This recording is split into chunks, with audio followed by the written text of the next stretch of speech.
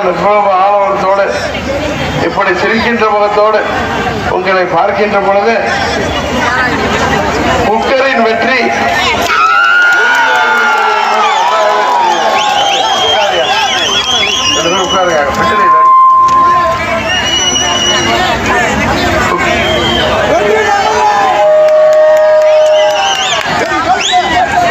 இப்ப நேற்று முந்தானெல்லாம் நான் இல்லை கோயம்புத்தூர்ல பாரதிய ஜனதா கட்சி தலைவர் அண்ணாமலை அவர்களுக்கு ஓட்டு கேட்கிறேன்.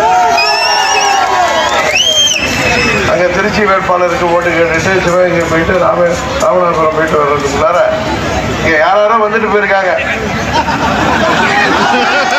நான் சொல்றேன்ல, திமுகவும் பழனிசாமி கள்ள கூட்டணி வச்சிருக்காங்கன்னு சொல்றேன்ல, ஊரெல்லாம் போய் அது உண்மையில தெரிஞ்சா முந்தான அண்ணன் பழனிசாமி வந்து பெரிய ஸ்கிரீன்ல வீடியோ போட்டு, ஏன்னா உங்க கூட 25 ஆண்டு பந்தம் உள்ளவன் தான். இவர் தான் ஏன் 14 வருஷம் வரல மக்களை பார்த்தாங்களான்னு கேட்கிறேன். உங்களுக்கு நல்லா தெரியும், நான் மறைந்த இதய தெய்வம் அம்மா அவர்களுக்கு கட்டுப்பட்டவன். அம்மா அவர்கள் இங்க உங்க வேட்பாளர்கிட்ட நீங்க எல்லாம் ஜெயிக்க வச்சீங்க. 11 வருஷம் 2004 நான் வெற்றி வாய்ப்பு இழந்தப்ப கூட அம்மா அவர்கள் உங்களுக்காக நான் பணியாற்றியதுனால என்ன ராஜ்யசபா உறுப்பினராக்கி இங்கே நான் பணியாற்றினேன். நீங்க கேட்டதெல்லாம் அம்மா அவர்கள் மூலம் நிறைவேற்றி தந்தேன். சிலர் செய்த சதியால், அந்த சிலர் தான் யாரும் உங்களுக்கு தெரியும், தேனி மக்களுக்கு தெரியும். அந்த சதியினால அரசியல்ல அப்பாவியாக இருந்தனால் அம்மா அவர்கள் இங்கே வர வேணாம்னு சொன்னாங்க, கட்சி விட்டு எடுத்துட்டாங்க. இந்த ஏழறிவு படைத்த பழனிசாமிக்கு அது கூட தெரியல, கட்சியை விட்டு எடுத்தது கூட நான் அம்மாவுக்கு கட்டுப்பட்டவன். இங்க வந்து நான் இந்த பக்கம் வருவேன், கோயில் போறப்ப பார்க்கறது வேற, ஒரு அரசியல்வாதியாக வந்து பார்ப்பது அம்மா அவர்களுடைய பெரிய செயலாக இருக்குன்னு வந்தேன். பழனிசாமி மாதிரி காலில் விழுந்து பதவி வாங்குறது, பதவி கொடுத்தவங்களையே அவர் சின்னம்மா காலில் விழுந்து பதவி வாங்கினார். உங்களுக்கு தெரியுமா தெரியாதா?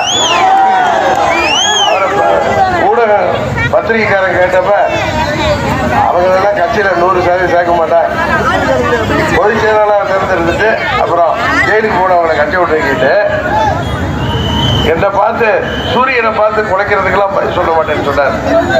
சொன்னாலும் இல்லையா அந்த பஞ்சவந்தி இப்ப பல்ட்டி அடிச்சுட்டு பஞ்சவந்தி அந்தர் பல்ட்டி ஆகாத பல்ட்டி அடிச்சு வயசுல மூத்தவங்க அதனால காது. அன்னைக்கு தேனியிலேருந்து ஒருத்தர் எனக்கு பேசுறாரு, வயசான பெரியவர், அவர் அந்த கட்சியை சேர்ந்தவர் தான். எங்க பச்சை துரோகி பழனிசாமி இங்க வந்து பேசுனா நீங்க எங்க தலைவர் இருக்கீங்க கேட்டார். நான் இங்க கோயம்புத்தூர்ல இருக்கேங்க, சிவகங்கையில் இருக்க, நாளைக்கு வந்துடுற. கரெக்டா அடுத்த நாள் பார்த்தா நம்ம முதலமைச்சர் வந்து இறங்கிட்டாரு. வந்து என்ன சொல்றாரு, காவல்துறையில பெண் காவலர்களை முதலமைச்சர் பந்தவத்துக்கு பயன்படுத்த மாட்டார். இவர் வர போறதோ சாயங்காலம். இவருக்கு என்ன அச்சுறுத்தல் இருக்கு? பகல்லாம் உச்சி வெயில கூட பெண் காவலர்கள் ரோட்ல இருந்தாங்களா இல்லையா? இவர் பேர் அவங்க அப்பா எந்த நேரத்தில் ஸ்டாலின் வச்சாருங்க, கொடுங்கோலரா இருக்காரு. தேர்தல் வாக்குறுதிகள்லாம் சொல்லி ஏமாத்தி விட்டாரு. இங்க வந்து என்னை பத்தி பேசுறாரு, என்னை பத்தி நான் 99 உங்கள்கிட்ட வரப்பே வழக்கு இருந்துச்சு, உங்களுக்கு தெரியும். என் மேல நரசிம்மர் அவர் தான் செஞ்சுக்கிட்டே இருப்பாரு. 3 அவர் காலத்துல அம்மா மேல உள்ள இதெல்லாம் போட்ட வழக்கு, அதுல ஒண்ணு நியாயம் இல்லைன்னு இடையில என்ன நீக்கி விட்டாங்க. திரும்பவும் அந்த வழக்கு வந்திருக்கு, அப்படிதானே? அதை நான் வந்து சட்ட ரீதியா எதிர்கொள்றேன். வழக்குகள்ல இருந்து தப்பிக்க பாஜக போயிடலாம்.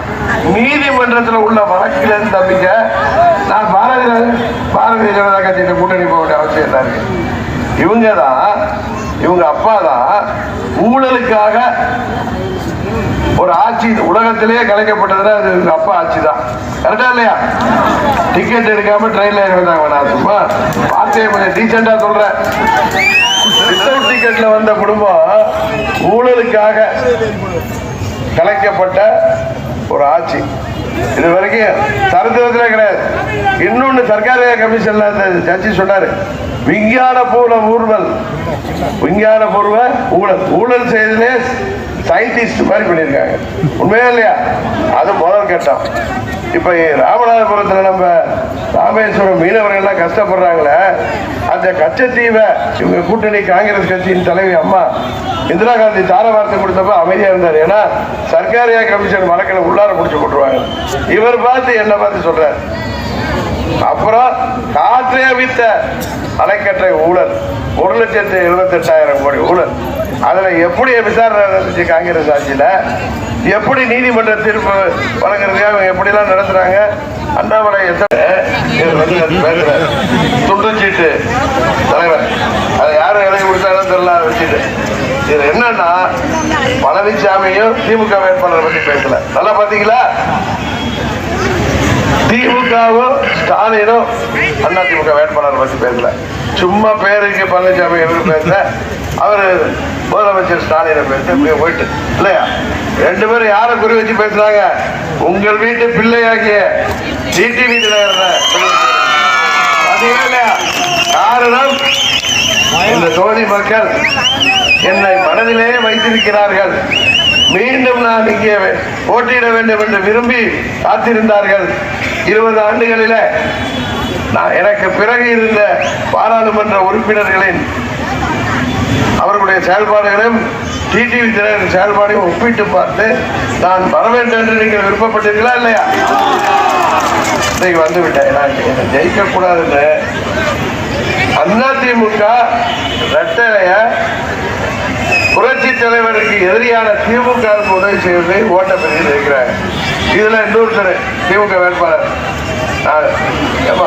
நீங்க எத்தனை சமுதாயத்தை சேர்ந்தவங்க நம்ம அதிகாரத்தில் இருக்கீங்க. உங்க வீட்டு பிள்ளைன்னு சொன்னாங்க, நம்ம ஜாதியை பத்தி சொல்றா.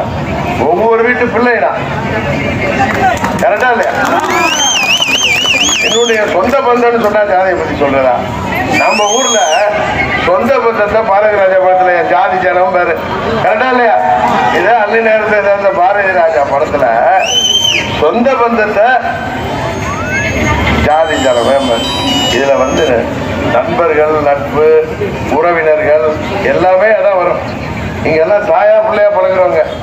இன்றைக்காவது ஜாதி சொல்லி நான் நடவடிக்கை இருந்து பார்த்துருக்கீங்களா? அதை கிளப்புறாங்க ஒரு பக்கம். இன்னும் என்ன போதை மருந்து விற்கிறேன்னு தான் சொல்லல. ஏன்னா அது திமுக டிபார்ட்மெண்ட். அந்த வேட்பாளர் சொல்றாரு, இவரு ஊரெல்லாம் அதை கொடுப்பாங்க, டோக்கன் கொடுப்பாங்கன்னு. டோக்கன் கொடுத்த கட்சி தானே, அதுல எதுக்கு நீ 2019 இங்க பரிசு பட்டியை தூக்கிட்டு வேட்பாளர் இல்லை? டோக்கன் கொடுக்க சொல்லி நான் உன்னை சொல்லியிருந்தேன். நீ ஒரு நல்ல மனுஷனா இருந்தா என்ன பண்ணிருக்கணும், அன்னைக்கே ஓடி இருக்கணும் திமுகவுக்கு. கரெக்டா இல்லையா?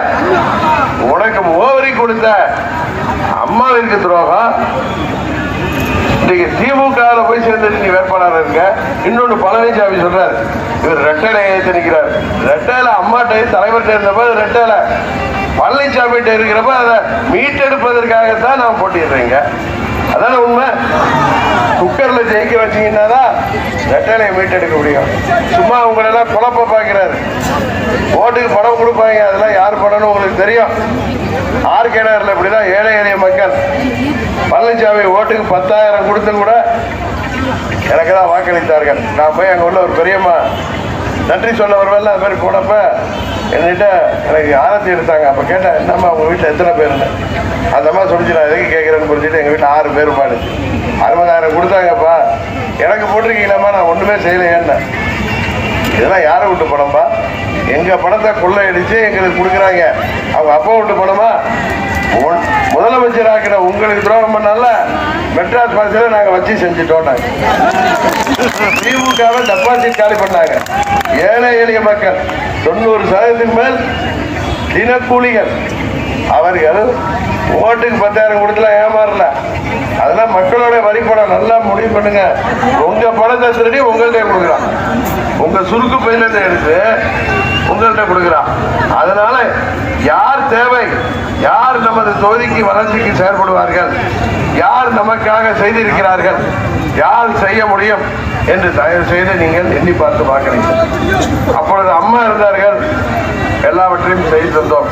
இப்பொழுது பிரதமர் மோடி அவர்கள் கூட்டணியில வந்திருக்க நமது தொகுதியின் சேவைகளை அனைத்தையும் மோடி அவர்களிடமிருந்து நான் உறுதியாக பெற்றுத் தருவேன்.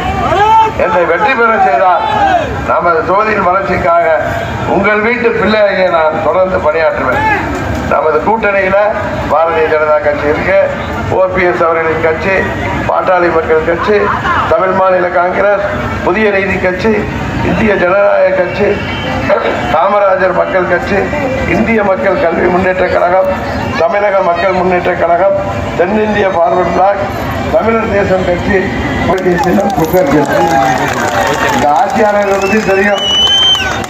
எதையுமே செய்யல. விவசாயிகளுக்கு, அரசு ஊழியர்கள், ஆசிரியர்கள், இளைஞர்கள், மாணவர்கள், போக்குவரத்து தொழிலாளர்கள், இன்று வேலையில இருக்கிற ஆசிரியர்கள், மருத்துவர்கள், செவிலியர்கள், தொழிலாளர்கள் என அனைவருக்கும் எதையும் செய்யாமல் ஏமாற்றி வருகின்ற இந்த ஆட்சியிலிருந்து மீண்டும் இளைஞர்களுக்கு வேலை வாய்ப்பை உருவாக்கி தர உங்கள் தொகுதியின் வளர்ச்சிக்காக பாடுபட உங்கள் வீட்டு பிள்ளையாகிய